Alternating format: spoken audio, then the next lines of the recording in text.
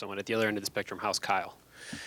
Kyle is, as what it's been described to me right now, is a high ankle sprain, and he's still in the process of getting, I think, it looked at and worked on. So just, he's had really, really hard, bad luck. I just feel terrible for him. And the way you were able to close the first half and start the second half, how important was it to end on a run and then open up with a run that kind of gave you enough breathing room there? Well, that was critical. I thought our last 4 minutes and our first 4 minutes were critical. And we were able to get to the line a little bit. We were able to keep them off the line a little bit. We made some shots. I thought Luther had a stretch there that really helped us late in the first half. And then, that opening stretch, we talked about it at halftime, like this is going to say something about us, how we start the second half against, one of the best teams in the country. Your analysis of Caleb tonight. Great. I thought he was really good. I thought he played well. I thought he competed defensively against a really good player. Efficient, 2 turnovers, 3 assists, efficient from the field. What he makes so difficult is when you play him in different spots and invert the offense. We've talked about that. There's a reason why we were 13th in the league last year out of 14 teams in offensive efficiency, and going into this game we were 4th. His ability, there's other reasons, but his ability to make it difficult for teams to figure out how they're going to defend some of that stuff has been critical. He was described recently as being a bully in this game. Would you agree with that, and is that a good thing for Caleb? He was described as being a bully? Yes. Oh. Mark said that? That's correct. To each his own. His opinion can be his opinion. I thought Caleb was, physical and well within the rules, and played hard and played tough and played physical. And, listen, that kid's gotten pushed and shoved, and the number of times people have flopped on him throughout this year, he played well within the rules, as he should have today. Kudos to him for that, because that can be frustrating when teams are both playing physical. And I'm not saying this in particular to Maryland, in reference to Maryland, but I just think in general teams play very physical with them, and then they also make it obvious at times for offensive fouls. Is it maybe a positive when the opposing coach thinks one of your players played like a bully? Well, I don't know how he intended that, but I think he played, like I've said, when Caleb plays like this, he impacts the game at a high level on both ends. He plays like one of the best bigs in the country because of his impact on both ends. And what you guys probably don't necessarily see that we see is some of the game plan scouting report stuff that he picks up at a really high level. And he was able to do that as well as play physical. Does he take a game like Thursday's into today's game? Does your staff encourage him to? He didn't have a good night Thursday. He got in a matchup of supposedly 2 of the best big men in the league. It was not a close matchup. Did he use that today, or does this just happen and that's not a part of why this happened? Well, I think we all take, disappointing. Any competitor takes disappointing performances, and I don't think, certainly the way we played was not all on Caleb by any stretch. People want to make it into kind of like a one-on-one battle. It was not that. It was our team against their team. They beat us, the other night. They coached better and played better than us the other night. So I think all of us take those moments and figure out how can we do better. That's just that had to be our response the next day. Had to be. And shame on us if it's not the response. If we didn't come back the next day in practice with how do we get better, and if you didn't lose a little sleep that night and figure out how do we be better, and then shame on us. So I think he did that. He's a competitor. He responded that way. Luther had been shooting threes pretty well until Iowa. Yeah. So is there a technical adjustment? Is it a confidence thing? What do you see that He's 3 of 4 in the first half, and that's big.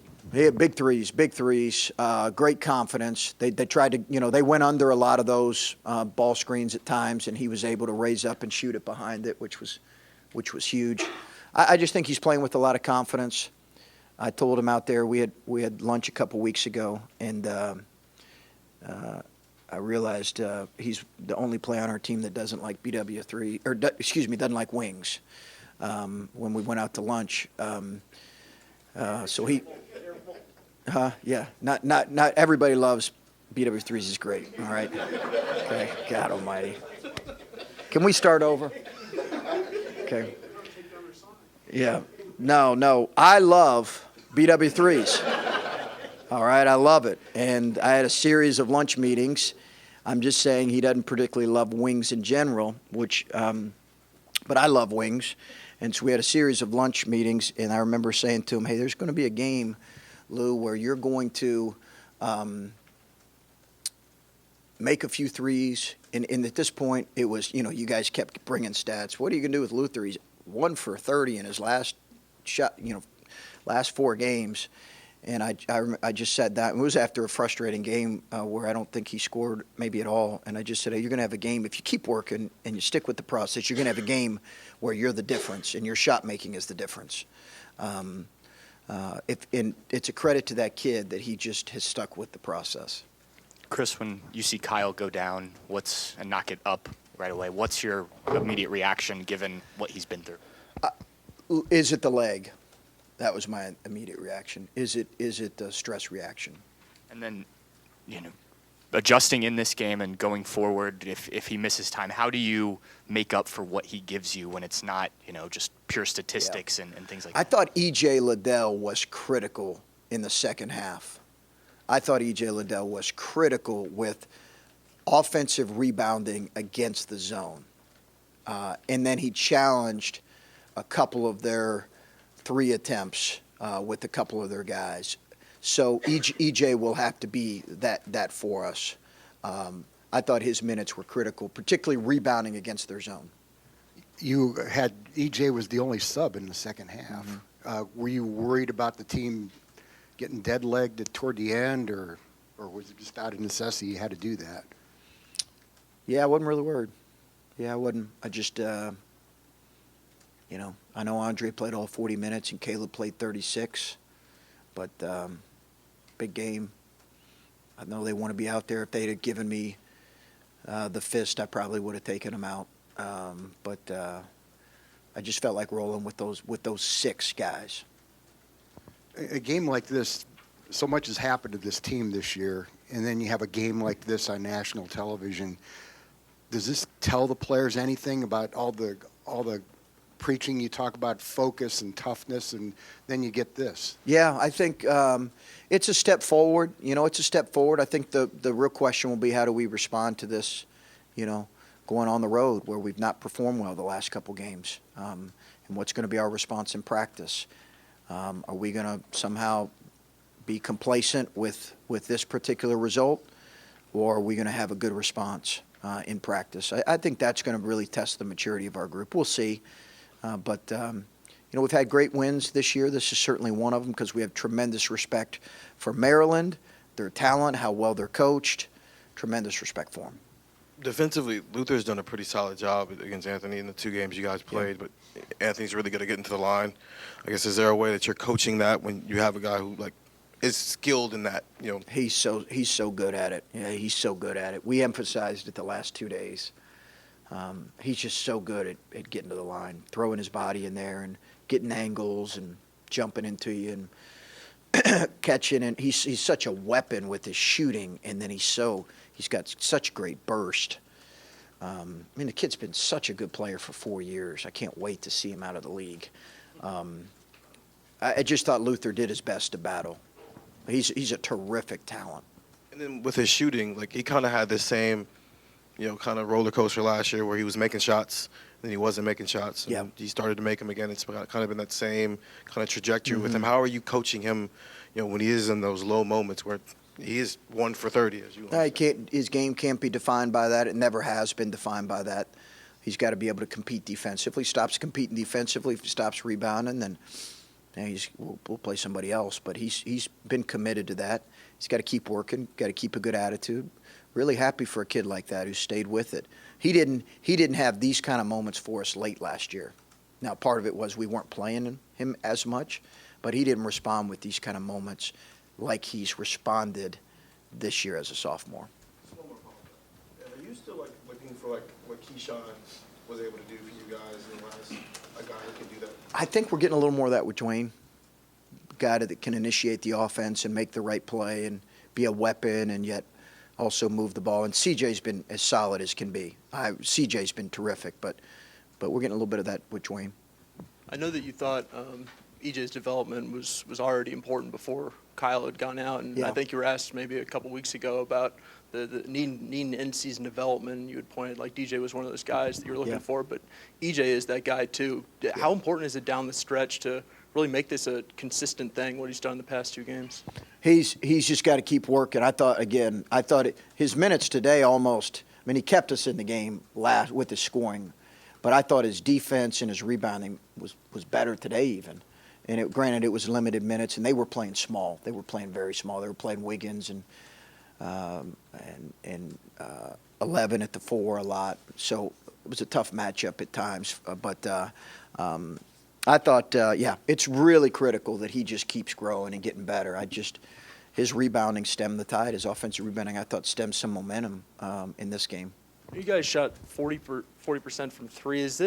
It feels like almost a prerequisite at times that you guys heat up from the outside and then you can build off of there. Yeah. And I know it felt like that a little bit today. Do you feel like in some way that you just need to get that going the way this is built? Usually, yeah. I think that is a pretty big telltale sign to how we don't always have to make 10 threes, but it's a pretty telltale sign of, I don't know if we can beat people without making a lot of threes. I mean, beat really good people without making a number of threes because, again, that's the strength of several guys on our team. That's what they do. And we don't have, two or three guys that are like Jayshawn Tate, right? So. Hey, Coach. This Hey. is Okan with Apex One Sports. It looks like there were 5 players that were double figures today. Yes. And then when Kyle went down, it looks like they filled the fire a little bit where everybody literally definitely step up. How can you kind of touch base on that a little bit, how the momentum that changed the entire starting 5? Yeah, I thought going small actually helped us to some degree at times, but that was a little bit of a momentum stopper, I guess, when he went down. It's a guy who's a terrific player and a guy who's an energy giver to us. He brings great energy, but that's why the value of a guy like Andre Wesson, where you can slide him around and he can also guard different positions, it becomes really valuable to have multiple guys on our team like that. We had Andre Musa, who's out, but having guys like that's really important.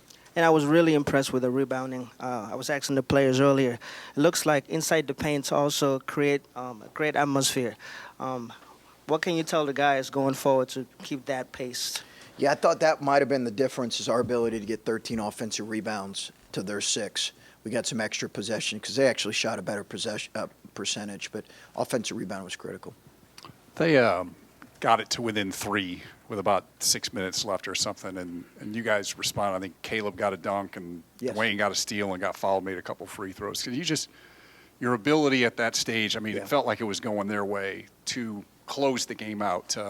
What was the key in your mind? What made it happen for you? Well, it's today? interesting because we haven't been in as many games like that as you think maybe we would be in this league. It seems like it's been 3, 4, 5 possession game, or obviously we've had some 1 or 2 possession games. We have, but maybe not quite as many as we thought here. So that was really important for our group to be able to play a team of this caliber, and go from 14 to, like you said, 3 with however many minutes to go, and just to respond with really good quality possessions.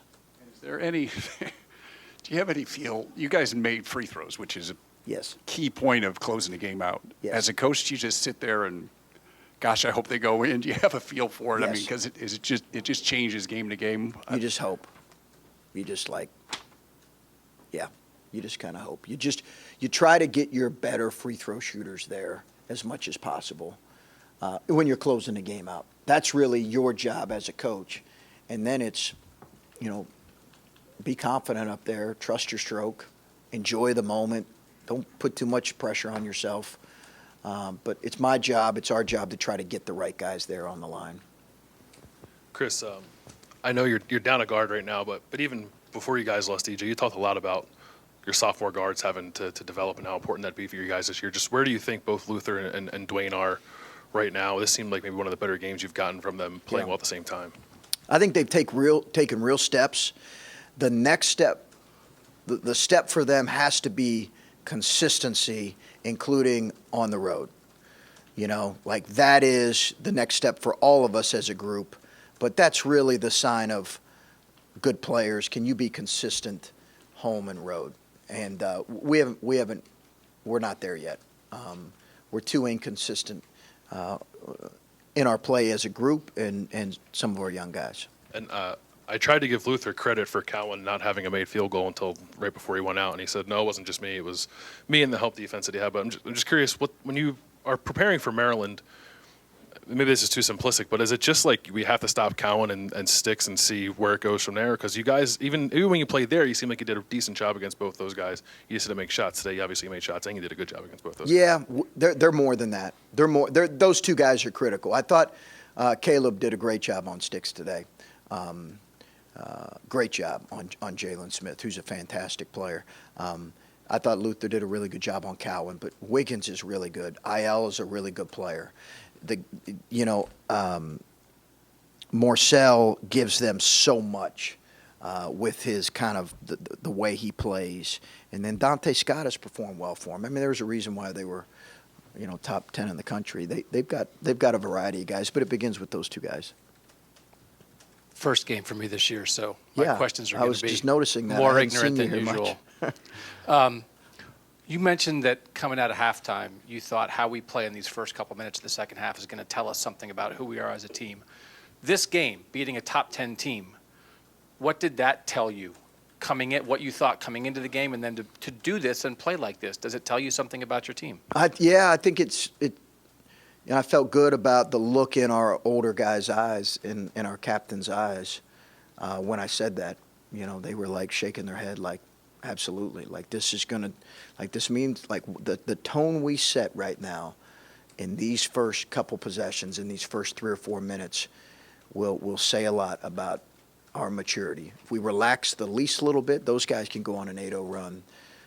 So I thought that was a real positive because you could see it in Caleb and Andre and CJ's eyes. Those are 3 of our 4 captains. And it felt like down the stretch, Maryland's really good, but you guys, you made multiple winning plays. An aggressive drive to the basket, tipping an offensive rebound to keep it alive. CJ makes a steal underneath. Just what do you think as you're in those moments against a good team, for still a team with a lot of young guys? Yeah. You're watching them make winning plays when it matters. Just really proud of them because we've been in some of those moments. Kentucky was nip and tuck a little bit, and obviously the game up at Michigan was really tight. But as I said, we haven't been in a ton of them, so when you do see us respond well, it's good. We've not always responded well to those moments. I can think of a couple games here where I didn't feel like we had great possessions offensively late that were frustrating. So hopefully that's a growth for us. And some of that is us maybe figuring out, too, where to put our guys in certain situations. But that was good to see. And last super big picture question from an old guy who's watched a lot of basketball here. There were moments today where, Ohio State's had some really good recent history. Yeah. But with the crowd that you mentioned today, and against a team like this, and you've had good, you beat Michigan State and Purdue your first year, and they were top 3 teams. You had the Kentucky win. You guys have good wins. But does that feel like a game today? Is that to you like this is Ohio State basketball? This is what we should be? That, Maryland's really good, but we're really good. Yeah. We're not an underdog. This isn't an upset. This is us being us in our building with our people. Did this feel like what this program is. You know, I hope so. I think there's an element of that where you are saying, hey, listen, this is them coming on our home floor on a weekend game in front of a great crowd. Like, we better compete with everything we are. And if not, then that's not who we need to be at all. And this is who we need to be consistently. I think I expected that we would perform well because I think we've got a competitive group. But you also, as a coach, are so, I was tied in knots the last day and a half because sometimes it's hard to read your group, to be quite honest with you. That's always been the case. But I, first 5 minutes, I felt like, okay, we're going to compete today. Okay, thank you guys.